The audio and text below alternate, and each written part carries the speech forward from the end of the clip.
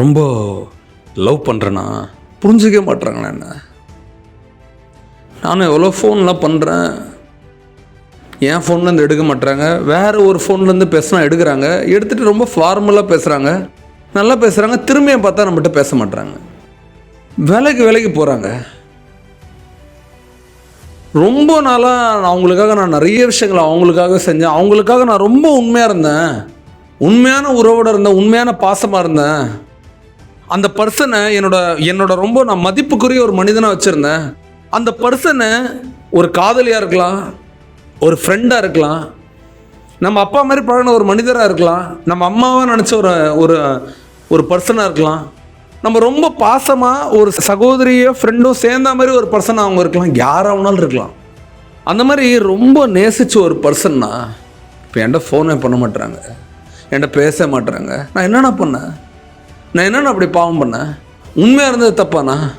ஆனால் யாரோ ஒருத்தர்னா சம்மந்தமே இல்லாத அவங்களுக்கு கொடுக்குறாங்க இம்பார்ட்டன்ஸு. நான் இன்ட்ரடியூஸ் பண்ண பர்சனுக்கு அவங்க கொடுக்குறாங்கண்ணா இம்பார்ட்டன்ஸு. என்னண்ணா நடக்குது? உண்மையான பாசத்துக்கு இங்கெல்லாம் வேல்யூ இல்லையாண்ணா? நான் இப்போயும் சொல்கிறேன், எல்லாருக்கும் சொல்கிறேன், இந்த உலகம் வேஷம் போடுறவனுக்கு தான் சபாஷ் அப்படின்னு சொல்லிட்டு பட்டத்தை கொடுக்கும். பாசம் காட்டுறவனை மோசம் பண்ணும். வேஷம் போடுறவனுக்கு கோஷம் போடும், அவனை வளர்த்து விடும். பாசம் காட்டுறவனை காலி பண்ணிடும், நாசம் பண்ணிடும். அப்போது நான் பாசம் காட்டினது தப்பாண்ணா? இல்லை, நீ அதெல்லாம் தப்பே பண்ணல. நான் இப்பயே சொல்கிறேன், உண்மையான அன்பு வச்சவங்க மனிதர்கள் மேலே வச்ச நீ நினைக்கிற அன்பு அங்கே நீ மனிதர்கள் அங்கே அன்பு கொடுக்கல, நீ அந்த காதலிக்கு அன்பு கொடுக்கல, அந்த நண்பனுக்கு அன்பு கொடுக்கல, அந்த உறவுக்கு அன்பு கொடுக்கல. நீ உண்மையான அன்பு கொடுக்கும் போது நீ அந்த தெய்வத்துக்கு அன்பு கொடுத்த, தெய்வம் திருப்பி உனக்கு அன்பு கொடுக்கும். நீ மனிதர்கள் மேலே தூய்மையான அன்பு வைக்கும் போது இந்த அன்பு எங்கே போகுது? தெய்வத்துக்கு போகுது, பிரபஞ்சத்துக்கு போகுது, த அல்டிமேட்டுக்கு போகுது. ஆனால் மனுஷங்களுக்கு புரியல, இவங்களுக்கு நீ கொடுத்த அன்பு புரியல. ஆனால் இவங்களுக்கு கொடுத்த அன்பு அவங்க பார்த்து அந்த அன்பு அவங்க புரிஞ்சுக்கிட்டாங்க. நிச்சயமா நான் சொல்கிறேன், நிச்சயமாக சொல்கிறேன், நீ நாளைக்கு நல்லா இருப்ப, இன்னைக்கு நல்லா இருப்ப, எப்போவுமே நீ நல்லா இருப்ப. உன்னை குடி வெட்டணும்னு நிறைய பேர் நினைப்பாங்க, உன்னை காலி பண்ணணும்னு நினைப்பாங்க. காலி பண்ணணும்னு நினைக்கிறதுன்னு என்னன்னு புரியுதா? ஒன்றும் இல்லை, நீ ஜெயிச்சா அவங்களுக்கு சந்தோஷம் இருக்காது. அதுக்கு அர்த்தம் உன்னை காலி பண்ணணும்னு நினைக்கிறது தான் அர்த்தம். அது அப்படிலாம் ஒரு போது கனவுல கூட நினச்சி பார்க்க வேணும்னு சொல்லிடு. கனவுல கூட உன் புகழையோ இல்லை உன்னோட உயர்வையோ சின்னதாக கூட உடைக்கவும் முடியாது, கீறி பார்க்க முடியாது. முடிஞ்சதுன்னா நான் இப்பயே சொல்கிறேன், அங்கே கை வைக்கிற மாதிரி உண்மையான அன்பு காட்டுறவங்க மேலே கை வச்சிங்கன்னா மேலே இருக்கிற ஆண்டவன் மேலே கை வைக்கிற மாதிரி நிச்சயமாக பதிலடி பயங்கரமாக இருக்கும். நொறுக்கி அடிக்கும், குடும்பத்தை சின்ன பின்னமாக்கிறோம். ஆனால் நீங்கள் சொல்கிறதுலாம் எனக்கு புரியுதுண்ணா, நான் அன்புலாம் வச்சேன்னா, ஆனால் இந்த பர்சன் என்னை நேசிக்கவே இல்லைண்ணா, நான் என்ன பண்ணுறது? நான் இப்போயும் சொல்கிறேன், disconnect your self to reconnect if you want. Disconnect and then reconnect. முதல்ல உறவுகளுக்கு ஒன்று பிடிக்கல அப்படின்னா ஃபஸ்ட்டு என்ன பண்ண? டிஸ்கனெக்ட் பண்ணிடணும். என்னதில் டிஸ்கனெக்ட் பண்ணணும்? முதல்ல பேச்சுவார்த்தையை கட் பண்ணு, அடுத்தது ஃபோனை பிளாக் பண்ணு. இதுக்கு அர்த்தம் நீ என்ன செய்கிறேன்னு அவங்க பார்க்கக்கூடாதுன்றதுக்காக நான் அவங்கள பிளாக் பண்ண சொல்ல. அவங்கள பார்க்கும்போது உனக்கு அந்த பழைய அன்புலாம் ஞாபகம் வரும், அவங்ககிட்ட பேசலாம், உனக்கு சோகம் வரும், உனக்கு மனசு கஷ்டமாக இருக்கும். சே, நம்ம எப்படி இருந்தோம் அப்படின்னு யோசிப்ப. இவங்க போய் இப்போ நம்ம லைஃப்பில் இல்லையே நினச்சி என்ன பண்ணுவேன்? ரொம்ப வருத்தப்படுவோம். அந்த வருத்தத்தை குறைக்கிறதுக்காக தான் சொல்கிறேன், பிளாக் தெம். அவங்கள மட்டும் பிளாக் பண்ணால் பத்தாது, இவங்களுக்கும் உனக்கு ஒரு காமனாக இருக்கிற ஃப்ரெண்ட்ஸே சில பேரை பிளாக் பண்ண வேறு வழி இல்லை. ஏன்னா கம்யூனிகேஷன் இல்லை அப்படின்னாலே நிம்மதி பிறந்துடும். யாருக்கு? எதிராளிக்கு. நான் இப்பயும் சொல்கிறேன், ஒருத்தருக்கு உன்னை பிடிக்கல அப்படின்னா நீ அவங்களுக்கு கொடுக்குற பெரிய பரிசு என்னென்னா பிரிவு. எல்லோரும் நினச்சிட்டு இருக்காங்க நீங்கள் அவங்க தண்டனை கொடுக்குறீங்க. இல்லவே இல்லை, தண்டனை இல்லை, இது பரிசு. யாருக்கான பரிசு? 2 பேருக்குமான பரிசு. உறவுகள் கிட்டேருந்து பிரிஞ்சா மட்டும்தான் உன்னை அறியறதுக்கு நீ அவங்களுக்கு வாய்ப்பு தர, உன்னை புரியறதுக்கு வாய்ப்பு தர. பிரிதல் இஸ் ஈக்குவல் டு புரிதல். அதான் என்னைக்குமே ஞாபகம் வச்சோம். உறவுல பிரிதல் இஸ் ஈக்குவல் டு புரிதல். நிறைய பேர் பார்த்துருக்கியா? டிவோர்ஸ் பண்ணி தான் பாரு, பண்ணிட்டவனு தான் தெரியும் அந்த மனுஷனோட அருமை புரியும். ஒரு லவ் ஒரு ஃபீல் ஆனால் ஒன்றுமே பண்ண முடியாது டிவோர்ஸில். ஆனால் விருப்பப்பட்டீங்கன்னா அந்த டிவோர்ஸை கேன்சல் பண்ணிட்டு திருப்பி அது மேரேஜ் ஆகிறதுக்கும் நிறைய வாய்ப்புகள் இருக்குது.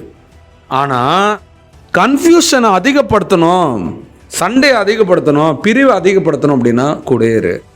நிம்மதியை அதிகப்படுத்தணும், புரிதலை அதிகப்படுத்தணும் அப்படின்னா இப்போ பிரிஞ்சிரு. ஸோ எல்லாத்துலேயும் பிளாக் பண்ண தேவையில்லாத, யாரை பற்றி பேசாத, முக்கியமாக இவங்களை பற்றி எங்கேயுமே பேசாத. ஏன்னா நம்ம நேசிச்சிட்டோம்லப்பா அவங்கள. நம்ம தப்பான ஆளுங்களாம் நேசிச்சிருக்க மாட்டோம், நம்ம சரியான ஆளுங்கள் தான் நேசித்தோம். அவங்க தப்பான ஆளுங்களை நம்பி உண்மையாகவே நேசிக்கிறவங்கள விட்டுட்டாங்க. என்ன பண்ணுறது, பாவம். அவங்களுக்கு நேரம் சரியில்லைப்பா, வேற ஒன்றும் இல்லை. அவங்களுக்கு நேரம் நல்லா இருந்துச்சுன்னா உண்மையாகவே நேசிக்கிற மனிதர்களை புரிஞ்சு கூட இருப்பாங்க.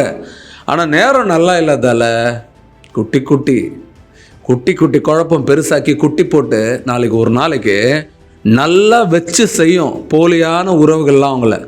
அப்போ தெரியும் இந்த உண்மையான உயிரோட அருமை. போலியான உறவுகள்லாம் அவங்களுக்கு பெருசாக ஆப்படித்து துரோகம் பண்ணும் போது அவங்கள நேசிக்கிற உண்மையான உறவுகளோட வேல்யூ அவங்களுக்கு புரியும். அது வரைக்கும் புரியாது. ஐயோ அண்ணா சாபம் விட்றீங்க, நான் இப்பயே சொல்கிறேன், நான் என்னடா சாபம் விட்டேன்? சாபம் தான் அவங்களே தேடிக்கிட்டாங்களே. நல்ல உறவுகளை எப்போ அவங்க வேணான்னு ஒதுக்குனாங்களோ அப்போவே அவங்க லைஃப்பில் சாபனை வந்துருச்சு, அவங்க சபிக்கப்பட்டாங்க, அவங்களோட தண்டனை காலம் ஆரம்பிச்சிருச்சு. ஏன்னா நிறைய உறவுகளை லைஃப்பில் தொலைக்கிறதுக்கான காரணம் என்னென்னா அவசரப்பட்டு உறவுகளை முடிவெடுக்கிறது. ஒரு உறவை உருவாக்குறதுக்கு எவ்வளோ நேரம் எடுக்கிறியோ அதை விட 3 மடங்கு அதிக நேரம் அந்த உறவை பிரியறதுக்கு முடிவெடு. டக்கு டக்கு டக்குன்னு பிரிஞ்சு நீ உறவுகள்கிட்டருந்து போகும்போது நிச்சயமாக அதுக்கான கான்சிக்வன்ஸ் நீ அனுபவிப்பேன். நான் நிச்சயமாக சொல்கிறேன். ஆனால் நல்லவங்களுக்கு ஒரு சூடு, வாழ்க்கையில் திருப்பி அந்த பக்கம் போயிடாத. என்னைக்கு இந்த உறவை அவமானப்படுத்திட்டாங்களோ, 3வது மனுஷங்கிட்ட இந்த உறவை விட்டு கொடுத்துட்டாங்களோ, தேவையில்லாத இந்த உறவை மண்ணில் போட்டு புதைச்சிட்டாங்களோ, அந்த நிமிஷத்துலேருந்து அந்த உறவு தன்னோட உறவுகிட்ட இருக்க மரியாதை இழந்துருச்சு. நான் இப்பயும் சொல்கிறேன், உழைச்சவனோட கஷ்டம் என்றைக்குமே சும்மா போகாது.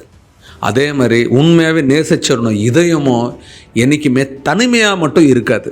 ஏன்னா எங்கே நீ உண்மையான அன்பு கொடுத்து அவங்க உனக்கு செட் ஆகலை, அதை விட பிரம்மாண்டமான மனிதர்கள் உன் லைஃப்பில் வருவாங்க, அதை விட பெரிய உயிர்கள் உன்னை தேடி வரும், அதை விட பவர்ஃபுல்லான பர்சன் உன் கூட நட்புக்கு வருவாங்க.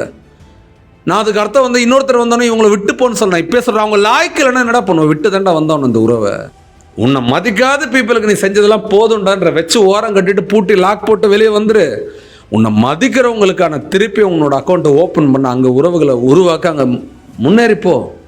முன்னேற்றம்னா பணம், பொருள், புகழா? மன நிம்மதி என்னைக்கு ஒரு இடத்துல இல்லையோ அந்த இடத்துலேருந்து பிரிஞ்சு வந்து எங்கே உனக்கு மன நிம்மதி இருக்கோ அங்கே போகிறது தான் புத்தால்தான். நிச்சயமாக உன் வாழ்க்கையில் நல்லா இருப்ப, நல்லா மட்டும்தான் இருப்ப, உன் வாழ்க்கையில் நல்லது மட்டும்தான் நடக்கும். இந்த நிமிஷத்துலேருந்து நடக்குது. நிச்சயமாக ஒவ்வொருத்தருமே வாழ்க்கையில் பெரிய ஆளாக ஆவீங்க, பெரிய சந்தோஷத்தை அடைவீங்க. நான் ஸ்ட்ராங்காக நம்புகிறேன். தேங்க்யூ.